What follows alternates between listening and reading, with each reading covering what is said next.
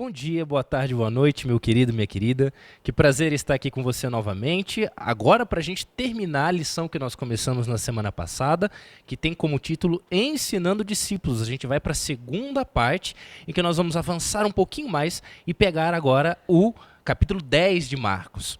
Para que a gente possa fazer isso, eu estou aqui muito bem acompanhado do nosso querido amigo Amilcar, lá da Igreja Morada do Sol, aqui de Alfenas. Amilcar, por favor, mande um oi aí pro pessoal. Deus abençoe a todos, como sempre. Amém, que Deus nos abençoe mesmo. E nós vamos agora, então, dar início a isso. Se você que está ouvindo na sua casa consegue fechar seus olhos, então feche. Se você não puder, apenas curve a sua cabeça em reverência, ou fique de olho aberto mesmo, dependendo de onde você estiver. Nós vamos fazer uma oração pedindo a presença do Espírito Santo para a gente poder começar o nosso estudo. Vamos lá, então. Querido Senhor Deus, Pai amado, é um prazer estar aqui para poder partilhar destes ensinos que o Senhor tem dado a nós nas Suas Sagradas Escrituras. Amém. Nós vamos abrir aqui agora a nossa Bíblia e para poder fazê-lo, Senhor, nós pedimos que Tu, Senhor Espírito Santo, esteja abençoando a nós que estamos aqui recapitulando esta lição e também aqueles que nos ouvem em suas casas, nos seus carros, onde quer que estejam. Que o Teu nome seja sempre exaltado e glorificado. Toca as nossas mentes, os nossos corações, é o que pedimos e agradecemos, em nome do nosso Senhor Jesus. Amém. Amém. Bom, Amilcar, então para a gente poder fazer a nossa recapitulação, o capítulo 10 vai terminar esta parte aqui do Ensinando Discípulos. E semana passada nós falamos muito sobre Jesus como ele era, a figura de Jesus. E especialmente Jesus falando, olha, quando vocês aceitarem, né? Porque naquele tempo ainda não existia. A palavra cristianismo, né? O cristão vai começar com Paulo ali uns 20 anos para frente. Mas aqui nesse momento... Isso. Mas aqui nesse momento ainda não existia a palavra cristão. Mas Jesus já estava falando a eles, olha, quando vocês forem ser cristãos, vocês vão passar algumas dificuldades, vão ter alguns, como a gente fala, né, alguns perrengues, algumas dores de cabeça, mas isso faz parte da vida do cristão e isso não significa que a vida de vocês vai ser um inferno, porque o cristianismo não é isso. O cristianismo traz paz, traz felicidade, como o próprio Jesus diz, né, traz um fardo leve, algo que é fácil da gente levar nesse mundo de dificuldade. E ele vai terminar com Jesus. Exato. E aí, ele vai terminar aqui agora falando justamente sobre um pouco mais sobre quem ele era, né? Vai terminar falando sobre quem ele era, mas também ensinando os discípulos em relação a algumas coisas, algumas tradições que existiam e que Jesus vai falar assim, olha, não é muito bem isso aí que vocês imaginam que é não. A parte de sábado, não sei se você quer comentar sobre uma coisa da parte de sábado. Não, então vamos Você já fez uma introdução maravilhosa. Então vamos começar aqui na parte de domingo, que vai começar a partir do versículo 1 do capítulo 10, né? Nós vamos falar o capítulo 10, mas especialmente do versículo 2 até o versículo 12, em que Jesus vai falar do divórcio. Olha, eu queria que você explicasse pra gente, Amilcar, o que é esse tal do repúdio? Hoje nós não temos isso, pelo menos aqui no Brasil não é permitido fazer isso. Mas o que era essa tal dessa carta de repúdio? E por que os fariseus ali vão perguntar se pode, se não pode? O que é isso? Isso foi invenção de homens porque não está dando certo ou não quer por qualquer razão. Inclusive se a mulher ficasse feia, podia repudiar. É um absurdo. E isso não era plano de Deus. Tanto é que você vê no verso... cadê o verso aqui? Por causa do vosso coração, versículo 5, olha lá. Versículo 5. Então, ele está mencionando que por causa do seu coração que Deus permitiu isso aqui. Mas, olha lá, o versículo 4 quer dizer, Moisés permitiu escrever a carta de divórcio e repudiar. E por quê? Por causa da dureza do seu coração. Mas o que era essa carta, Amilcar? É isso que a gente tem dúvidas. Tá. Para permitir separar e poder casar de novo. Basicamente isso. E basicamente, mas isso não era plano de Deus. Posso mencionar? Claro. E o plano de Deus, se você olhar, está tanto em Gênesis capítulo 1 e capítulo 2, e Jesus usou exatamente esses dois textos, o plano de Deus para o casamento. Ele está no capítulo 10, versículo 6, e depois no versículo 8. Jesus mencionando Gênesis 1, 27 e 2, 24. Olha lá, no princípio Deus criou e Deus fez macho e fêmea. Escuta, essa lição vai sacudir o mundo hoje em dia. Razões óbvias. Porque hoje em dia não tem só macho e fêmea de acordo, de novo, com tradições dos homens ou invenções dos homens. Mas é macho e fêmea. E ele mencionou que esse casamento, versículo 8, e serão os dois uma só carne, e assim já não serão dois, mas uma só carne. Escuta, o que significa ser uma só carne para Deus, espiritualmente? O que significa isso aí, na sua opinião? Porque a gente tem, digamos assim, não vou dizer que a gente tem dois tipos de casamento, porque para Deus só existe um casamento, né? Perfeito. Só que aí o ato de tornar-se uma só carne é o casamento em si, né? É a união do casal. É isso aí, a união em Cristo Jesus, perfeitamente. Então, você casando em Cristo, você se tornou uma só carne. E ele continua, e o que Deus uniu, É o homem.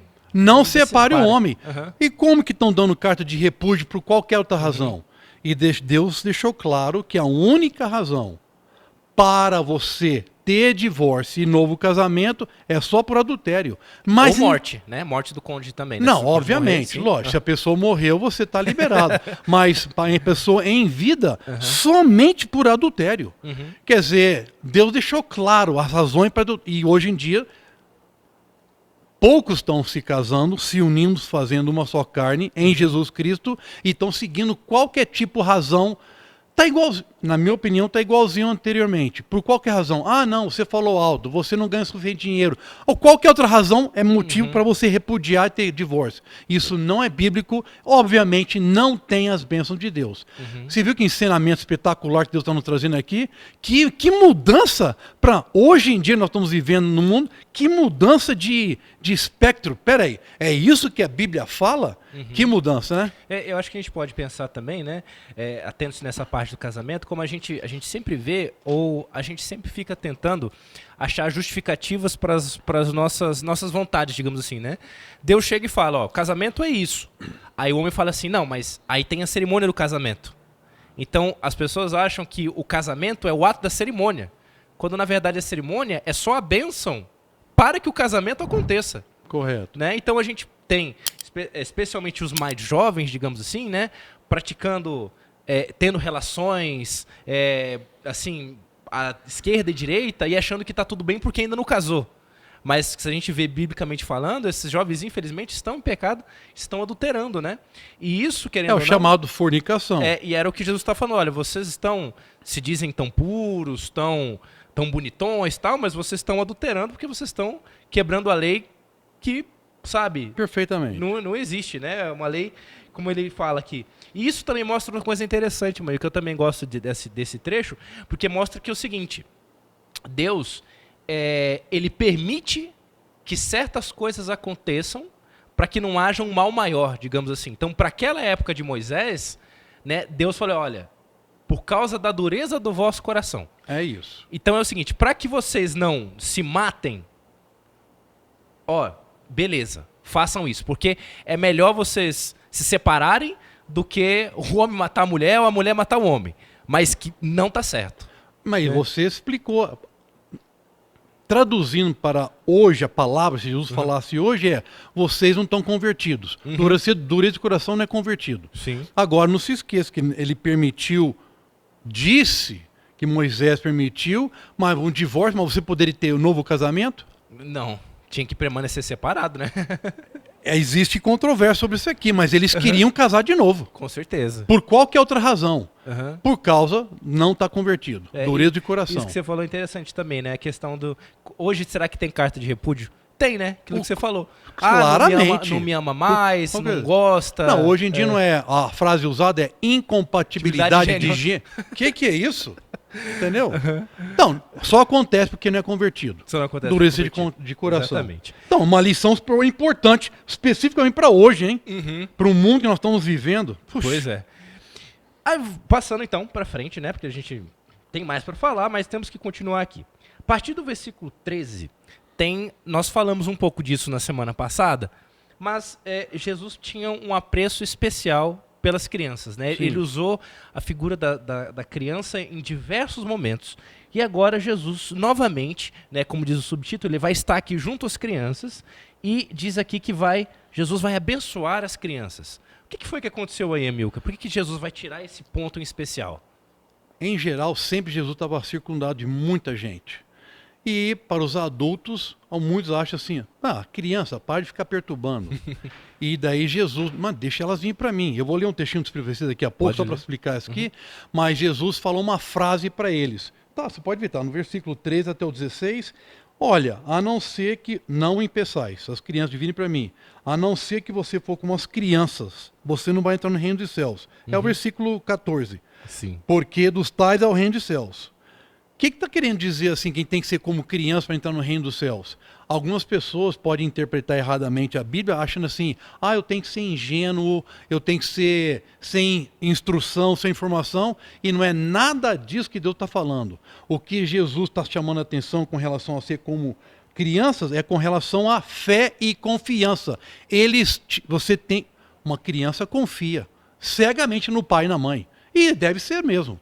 Então, Jesus está chamando a atenção. A não ser que vocês tiverem a fé, a confiança no Pai, como as crianças, vocês não vão entrar no reino dos céus. Que lição! Alguém podia pensar que Jesus ia espantar ou chamar as crianças ou alguma outra coisa. Olha, você tem que ter o coração de fé, de confiança em Deus, como as crianças. Eu achei espetacular essa mensagem aí. E não é nada a ver com... Como você já ouviu, deve ter ouvido muitas vezes, não, é bobagem, você tem que ser ingênuo com uma criança. Burrinha, né? Incapaz. E vou ler um trechinho que eu achei interessante, antes de ler, assim que eu ler o trechinho do Espírito de Profecia, nós vamos ler Provérbios 22:6. Se você aqui, puder, então. Exatamente. Então no comentário do Espírito de Profecia lá atrás, olha que interessante que eu achei muito bom.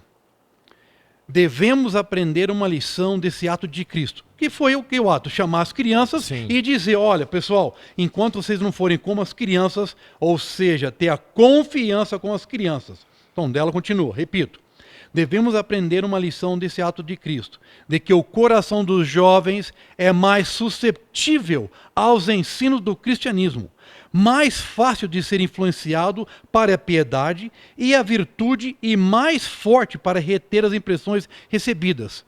O que Deus está falando? Lê, por favor, Provérbios 22:6. Você que está em casa, quiser acompanhar com a gente, Provérbios 22, versículo 6. Diz assim, ensina a criança no caminho que deve andar, e ainda quando for velho, não se desviará dele. Às vezes a gente não está lendo lá o Adventista, lendo as profecias, que está claramente, que há muitas pessoas, de novo, a barbaridade hoje, o pessoal está querendo abortar com uma criança, coisa lá, quase nascendo. E nós aprendemos na Bíblia, em profecia, que a educação da criança começa quando está no ventre. Ou desde que, a Bíblia menciona, desde que foi concebido, o anjo da guarda está lá, entendeu? É desde o começo a educação. E Deus está falando assim, sabendo disso, aos primeiros anos, quando sai, nasce, os primeiros anos da vida da criança são os mais importantes para a construção do caráter dela. O que uma criança vai se tornar no adulto depende dessa educação inicial aí. Por isso que está Provérbios 22:6. Ensina a criança, desde pequeno, o caminho. É bíblico, está mostrando para a gente outra lição. É a segunda lição dessa lição número 8 aqui. Falou do casamento, a verdade sobre o casamento, agora está falando sobre a educação das crianças. A educação começa desde o ventre. Se você acompanha alguma coisa na internet ali, você vê que é completamente diferente. Agora, não é para sair do assunto, mas aproveitando a deixa da lição do trimestre passado, nós vemos que o inimigo está querendo pegar exatamente as crianças, as mais novas, porque o inimigo parece estar sabendo mais do que a gente, não estamos estudando a Bíblia e a profecia, está sabendo que é mais, estão sabendo, parece, não de todos, que é quando é criança que você vai conseguir ir para o reino dele. E a gente às vezes está liberando as crianças, não quero deixar alguém triste ali, mas você pode pensar como deixar uma criança que acabou de nascer, ou os primeiros anos de vida dela, que são as mais importantes de acordo com a Bíblia, ser deixado na mão de uma pessoa para educá-las. Sim. E aí, desculpa mencionar, mas muitas pessoas usam como desculpa, mas eu tenho que ganhar dinheiro, eu tenho que trabalhar. Muito bem. você vai ganhar dinheiro, mas que em compensação, provavelmente você não passou a ensinar o teu filho, no final da tua vida, você vai vir aos cultos de quartas-feiras implorar e pedir na igreja assim, orar pelo meu filho porque saiu da igreja, ore pela minha filha porque saiu, porque não teve lá. Irmã, irmão, tem que pedir para Deus mesmo, porque Ele é... Nós vamos ver aqui mais orações aqui, mas você poderia evitar isso aqui, é só ter lido, estudar a Bíblia, profecia, orientação da criança, o lar adventista, é só estudar. Você estaria iluminado com as mensagens de Deus para a gente não fazer e repetir as besteiras que nós fazemos na vida. Então, Jesus chamando a atenção, eduque as crianças, porque é delas o reino do céu, porque elas confiam em você cegamente. Exatamente, né? E interessante a gente pensar também, como você falou na questão mas eu preciso ganhar dinheiro. Foi o que nós falamos semana passada, né? Em relação ao custo do cristianismo. Qual que é o custo do cristianismo? Ele é um custo para você? Então é assim, eu queria estar trabalhando para poder comprar o celular novo ou eu vou para a igreja? Eu vou dar aqui a minha oferta para ajudar na construção ou eu vou usar essa oferta para pagar a primeira parcela de, seja lá, qualquer coisa que for, do carro. Então, é aquilo, né, que a gente comentou. Igual acontece com a criança, foi o que eu comentei semana passada, igual acontece com a criança. Quando a gente paga a educação de um filho, quando a gente tira tempo para educar um filho, é um custo para a gente ou é um investimento? Né? Será que nós estamos perdendo alguma coisa ou nós estamos investindo no futuro de alguém? E então, já que você continuou, mais uma frase. Sabia que Deus vai cobrar da gente? Porque os filhos são a herança do Senhor. Quando Ele voltar, Ele vai perguntar, onde estão os filhos que eu te dei? Pois é. Vai ter muito choro e ranger de dente, né? Pois é, exatamente. E já que a gente está falando de dinheiro, de investimento, de custo... Né? Continuando aqui no capítulo 10, os próximos versículos, que estão aqui a partir do versículo 17, ali até o versículo 31, porque Jesus primeiro ele vai ter este encontro e depois ele vai falar um pouco sobre, de uma maneira geral. Né? Porque os discípulos deles espantaram com a resposta de Jesus, né? A gente vai falar um pouco sobre o jovem rico aqui e o perigo das riquezas. Bom, certo. Primeira coisa que eu queria saber de você, Amilcar, pra gente começar, é pecado ser rico? De jeito nenhum. Mas... tudo que está na terra é de Deus. Então, se Deus te abençoou por ser rico, agora, quanto mais você tem, não só de riqueza monetária, mas de conhecimento, mais lhe será cobrado. Maior responsabilidade, Opa, com certeza. Já dizia o tio Ben do Homem-Aranha, né? Com grandes poderes, existem grandes responsabilidades. A mesma coisa vai acontecer aqui. E aí, pode falar. Posso fazer um comentário? Pode. No começo, aí no versículo 17... bem no começo ali, você vê Jesus que já chamou 5 discípulos, correto? As semanas anteriores chamou os 4 primeiros. Dois irmãos pescadores ali, daí chamou Mateus, correto? Eu não sei se você está sabendo, mas a profecia diz que Jesus, quando o jovem rico chegou para ele e queria seguir Jesus, Jesus chamou ele. Eu quero que você seja um dos meus discípulos. Está claro nos profecia. E não é muito triste, porque ele negou, ele falou não para Jesus. E um escritor da época lá mencionou que você sabe que a Jerusalém foi destruída no ano 70. Flávio Josefo? Exatamente. Flávio Josefo, isso. Perfeitamente. E no ano 70 foi destruído Jerusalém. Todas as riquezas que esse jovem rico tinha, perdeu tudo. Não sei se sabia desse detalhe aqui. É dito que ele perdeu tudo. Jesus falou assim, por que ele pediu sobre a riqueza lá? Nós vamos ver daqui a pouco com relação ao pecado ou não. Jesus, então, olha, eu guardo tudo, ele dizia. E daí Jesus falou, falta uma coisa para você. E Jesus apontou exatamente para o ídolo dele. E Jesus, quando ele aponta para os ídolos nossos, não é para a gente ficar triste ou desapontado, muito menos rebelde. Porque Jesus veio para salvar a gente. Ele está apontando, olha, por causa desse ídolo, está te impedindo você entrar no reino dos céus. Eu quero tirar esse ídolo de você e eu quero mais ainda. Olha que bênção que ele ofereceu para o jovem rico. Segue-me. E é muito triste porque o rapaz, porque tinha muita riqueza, ele falou, puxa, colocou na balança, puxa, mas seguir Jesus e perder tudo, não era questão de riqueza somente, era o ídolo dele, por isso Jesus chamou a atenção dele. E é muito triste esse fato, né? Perder a salvação por causa de qualquer tipo de ídolo. Pois é, justamente, né, você está comentando. Ídolos em geral, né, não precisa ser só dinheiro, porque o dinheiro, enquanto houver terra, infelizmente ele sempre será uma das coisas, porque o dinheiro, querendo ou não, é uma das forças, digamos assim, que movimenta as pessoas de uma maneira geral. Então sempre vai existir. Mas o ídolo pode ser qualquer coisa, né? Pode ser o celular, o carro, a bicicleta, Qualquer chinelo. coisa que você... Até pessoas. Pessoas. Qualquer coisa que você coloca acima de Deus é o seu ídolo. Me permita, não se esqueça que Jesus falou que não é o dinheiro que é pecado, é o amor ao dinheiro. Colocando que ele posso ler um trechinho do Desejo de Todas as Nações? Claro. Para quem quiser acompanhar, está na sexta-feira, segundo parágrafo. Para os que, como o jovem rico, têm altas posições e grandes riquezas, talvez pareça sacrifício grande demais abandonar tudo a fim de seguir a Cristo. Mas essa é a norma de conduta para todos os que quiserem se tornar seus discípulos. Abandonar tudo. Tanto é que ele fala, quem quiser me seguir, toma tua cruz. E siga-me. Não, tem mais uma. Tem A que principal. Negue-se. Negue-se. Exatamente. É impossível. 834. É impossível você dizer que você é discípulo de Jesus, seguir Jesus e você não se nega. Então, eu vou repetir essa frase. Mas essa é a norma de conduta para todos que quiserem se tornar seus discípulos. Daí ela continua. Nada menos do que obediência pode ser aceita. A entrega do próprio eu é a essência dos ensinamentos de Cristo. É o que ele está ensinando. Agora você está vendo por que dói tanto ser cristão. Porque algumas pessoas acham, não, vou ter que parar de fumar, parar de beber, parar de adulterar, parar de mentir, parar de coisa lá. Não é esse não. O problema não é esse. O problema é que eu amo. Eu gosto de fazer essas coisas e eu não quero me negar. Eu amo fazer o pecado. Não quero mudar. E é o famoso, é um pé na igreja, um pé fora do mundo lá. Eu não quero mudar. E se quando tem algum sermão, alguma mensagem, como nós estamos tendo agora, sobre o casamento, como educar os filhos, o porquê educar os filhos, e por causa das riquezas especificamente, tá doendo. Essa lição eu não quero assistir.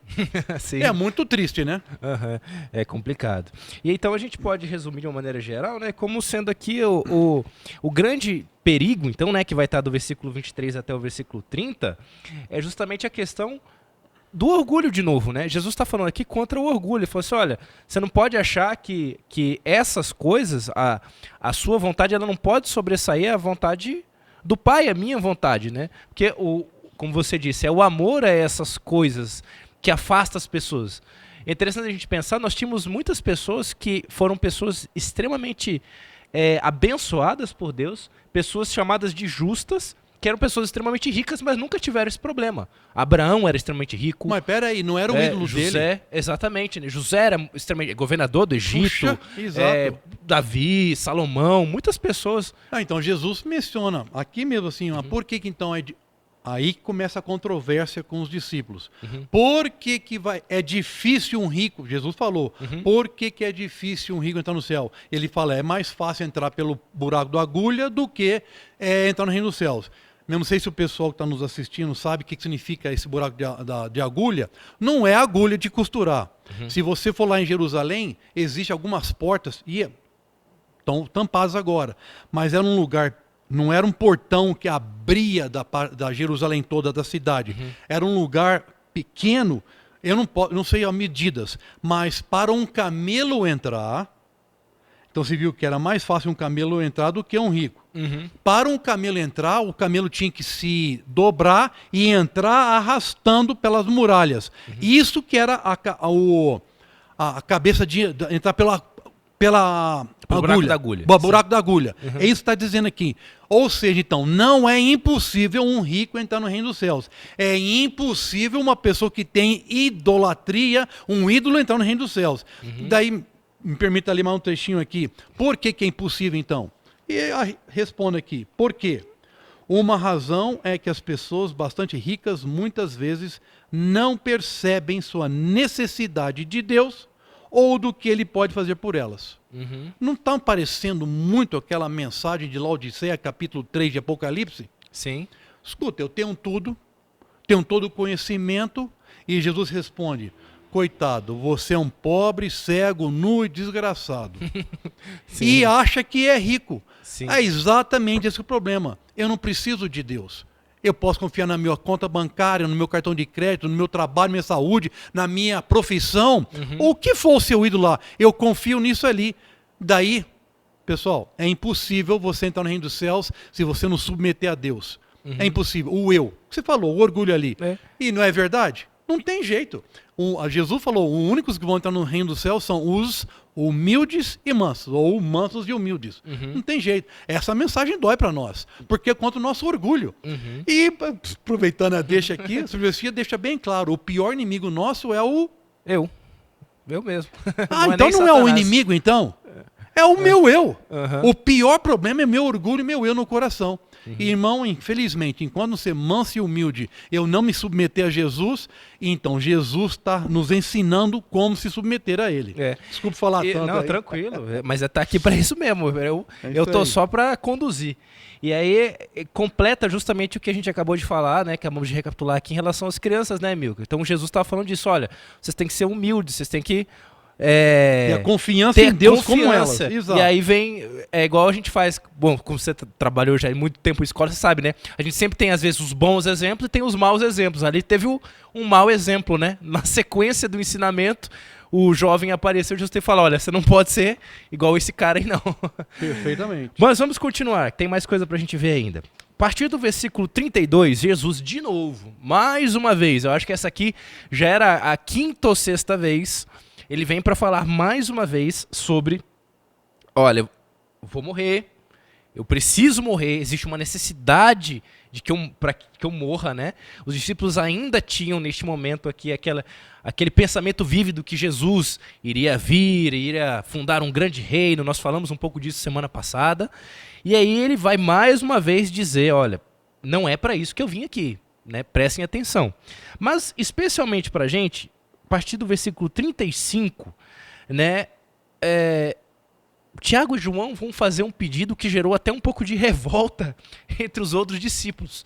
E Jesus vai fazer uma pergunta marcante para ele, que é para eles, né, que está aqui no versículo 38 do capítulo 10, que diz assim: não sabeis o que pedis, porque ele estava pedindo, né? Os irmãos estavam pedindo para sentar um à esquerda e um à direita. E Jesus fala assim, olha, vocês não têm noção do que vocês estão pedindo. Podeis vós beber o cálice que eu bebo, ou receber o batismo com que eu sou batizado? E eles falaram, podemos. O que Jesus estava dizendo aí, Amilcar? Mais uma lição qual que é o custo de ser seguidor de Jesus e quais são os benefícios. Eu peço a tua permissão voltar para o versículo 29. Vamos lá. Antes de chegar ali. Porque nós falamos sobre que é impossível do homem, as riquezas lá, está acontecendo, passar pela agulha, mas nós não mencionamos a recompensa que Jesus falou para a gente, porque tem recompensa. Sim, com certeza. Certo? E daí Jesus está falando assim, qual que é o custo? Versículo 29. Ele está aqui, ele está contando a história do jovem rico aqui, tá? Porque ele tentou chamar o jovem rico, os discípulos perguntavam para ele, escuta, mas se nem esse consegue, que está dizendo que guarda tudo, se nem esse vai entrar, quem vai entrar? Jesus mencionou da agulha, etc. lá. Então, tem um custo. Daí Jesus falou, olha, aquele que não deixa a casa, irmãos, pai, mãe, mulher, filhos, campos, que é dinheiro, por amor de mim e do evangelho. Ei, você tem que negar. Não é errado você ter casa, irmãos, pai, mãe, mulher, filhos, não tem nada errado, conquanto que não seja o primeiro lugar. Agora, Deus assim, mas se você deixar por minha causa, Jesus está prometendo, não é para o céu não. Olha interessante, que não receba quanto? 5 vezes? 10 vezes? Mais. 100 vezes tanto. Lá no céu, de jeito nenhum. Já neste tempo, ele promete, neste tempo, em casas, irmãos, mães, filhos, campos, com perseguições e no século futuro a vida eterna. Quer dizer, você vai ser abençoado. Se você negar e perder tudo isso aqui, você vai ser recompensado. Não é só no céu eternamente, mas você vai ser recompensado aqui também. Irmão, então vou lhe perguntar, você se sente recompensado? Porque você, como cristão adventista do sétimo dia, que estuda a Bíblia, é uma pessoa convertida, você teve que negar muitas coisas. E eu lhe pergunto, você está sentindo, e com nossos ouvintes que estão assistindo também, será que você está percebendo quantas bênçãos você recebeu por negar a si mesmo e seguir a Jesus? Porque às vezes a gente não avalia quantas bênçãos recebe. Depende para onde a gente está olhando, né? É a lição de quinta-feira. Perfeitamente. Você acertou em cima. Mas, pode falar. Não, era só isso mesmo, porque eu falo assim, depende de onde a gente está olhando. Porque às vezes a gente olha a negação e a gente pensa só no não.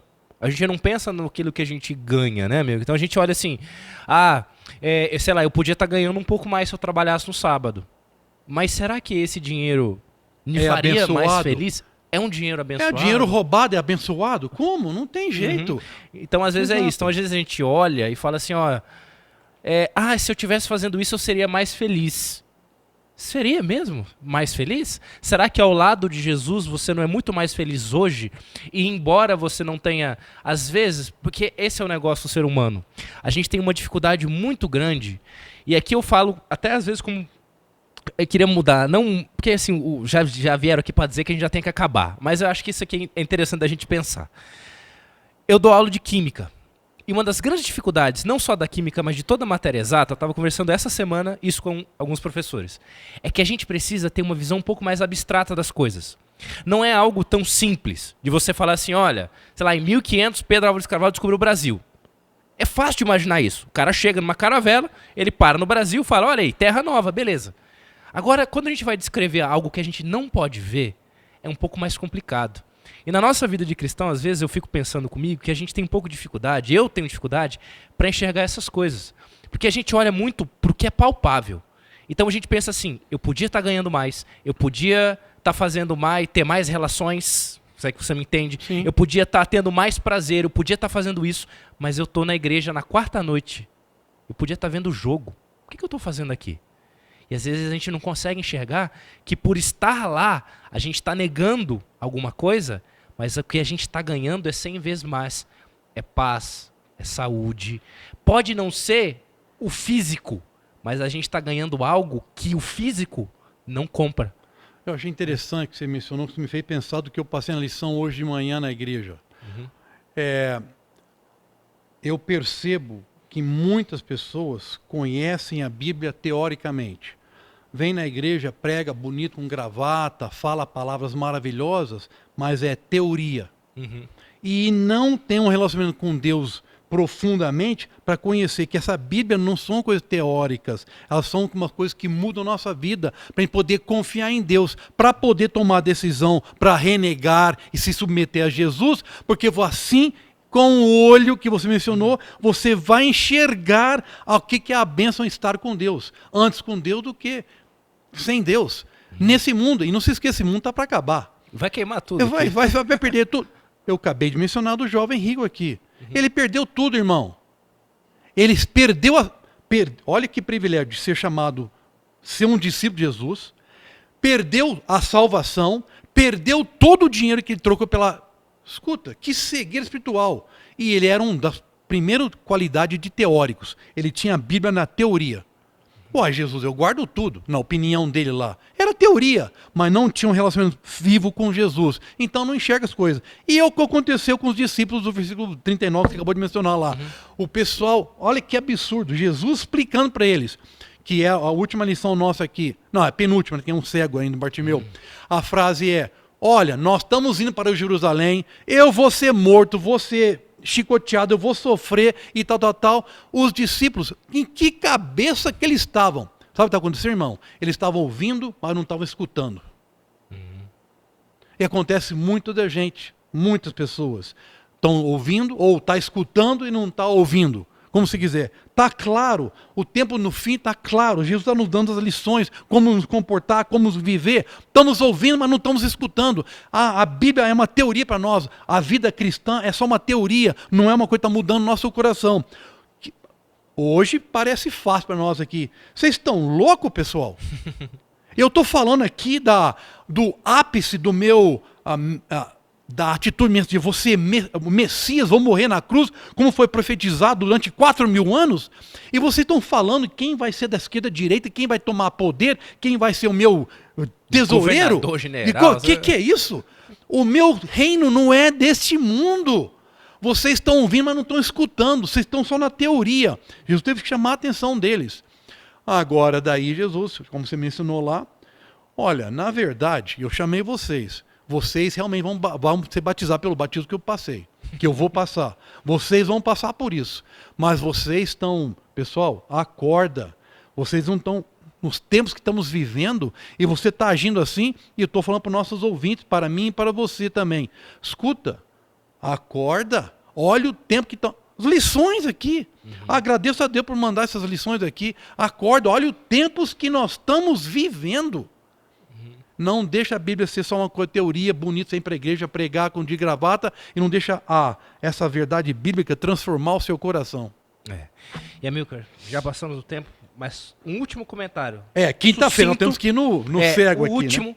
Porque enquanto os discípulos que enxergavam, que viram, que presenciaram, tinham uma dificuldade enorme de entender as coisas e ter fé em Jesus, aquele que não enxergava, tinha uma fé enorme. Termina pra gente. Perfeitamente. Está no versículo 46 até 52, o cego, o segundo cego, que no começo do capítulo 8 tinha o cego que vocês estudaram semana passada, certo? Sim. E tem essa aqui. E olha que interessante que chamou a atenção, eu esqueci o versículo aqui, que a única posse que ele tinha era o quê? Era o bordão, a capa. Né? Ele é um cego, era a capa que ele tinha. Achou o verso aí? Tô procurando aqui. Tá bom, então o único bem que ele tinha era a capa. 50. Então, 50. ele deixou. O único bem que ele tinha nesse mundo era a capa, porque ele tinha fé. Eu vou para o filho de Davi. Ele reconheceu. Porque quando ele fala filho de Davi, talvez para hoje alguém não importa o que significa filho de Davi. Mas foi profetizado que o Messias viria a ser filho de Davi. Ia vir da descendência de Davi. Então o pessoal estudava teoricamente que o Messias era o filho de Davi. Era só teoria, irmão, que eu estava mencionando. Para eles a religião era só teoria. Não para esse cego. E ele falou, escuta, o filho de Davi, o Messias, Jesus o Cristo, ele está vindo passar aqui, é a minha esperança. E daí ele gritava, o pessoal, fica quieto, não atrapalha. Não atrapalha. Mas peraí, eu tenho mais... Pelo jeito, estou colocando na minha linguagem aqui, eu tenho mais fé que vocês. Eu estou cego, mas o filho de Davi está passando aqui, me salva. E agora interessante, que outra lição que nós vamos aprender aqui, posso falar mais um pouquinho? Pode. Jesus perguntou para ele, olha o que Jesus perguntou para ele, virou para ele, olha, qual que é o versículo que Jesus pergunta para ele? Está aí, ó. 51. É o 51? Isso. O que queres que eu te faça? Aí. E Jesus hoje está perguntando para você e para mim, o que você quer que eu faça? E então, já que você quer que eu finalize, eu vou ler a terceira pergunta da lição de sexta-feira. O autor... Se Jesus lhe perguntar, pergunta número 3, lá embaixo. Se Jesus lhe perguntasse, o que você quer que eu lhe faça? O que você responderia? E eu já coloquei a resposta aqui. De acordo com a sua resposta, eu vou saber qual reino que você está procurando. Se você está procurando um reino, conforme a sua resposta, o que você quer que eu faça? Tem gente que está pedindo riqueza. Ou bens, propriedade, sei lá o quê. Pela sua resposta à pergunta que Jesus, o que você quer que eu faça para você? Conforme, ficou óbvio, né? Sim. Conforme a sua resposta, fica claro, a gente não pode julgar ninguém, mas fica claro qual reino que você está procurando. Se é um reino eterno de Deus ou o reino deste mundo. E é muito triste, né? Porque tem muitas pessoas respondendo, não como esse cego, que não tinha teoria da Bíblia. Ele tinha até a vida de Jesus no coração. É verdade. Querido, querida, você que está em casa, perdão, hoje nós passamos um pouquinho, mas eu creio que tenha sido momentos bons, espero que tenha sido proveitoso para você, como foi proveitoso para nós que estamos aqui. Para a gente finalizar então, Milka, você pode fazer uma última oração? Oremos. Santo Pai, Deus eterno, querido Senhor, eu não sei como agradecer o Senhor o suficiente por ter enviado Jesus, o Messias, o meu Salvador e meu exemplo. Eu agradeço o Senhor e não sei como agradecer também por Senhor preservar a Bíblia, que está nos ensinando tantas lições, e especificamente hoje o livro de Marcos. Quantas lições nós aprendemos para poder seguir o Senhor, o custo do discipulado. Ajuda-nos, converta-nos, envia o Santo Espírito para habitar no nosso coração, nos nossos corações, perdoa nossos pecados, isso lhe peço em nome de Jesus. Amém. Amém. E esperamos vocês aqui também na semana que vem para darmos continuidade agora com a lição de número 9. Que Deus nos abençoe e que nosso nome permaneça escrito no livro da vida. Amém. Amém.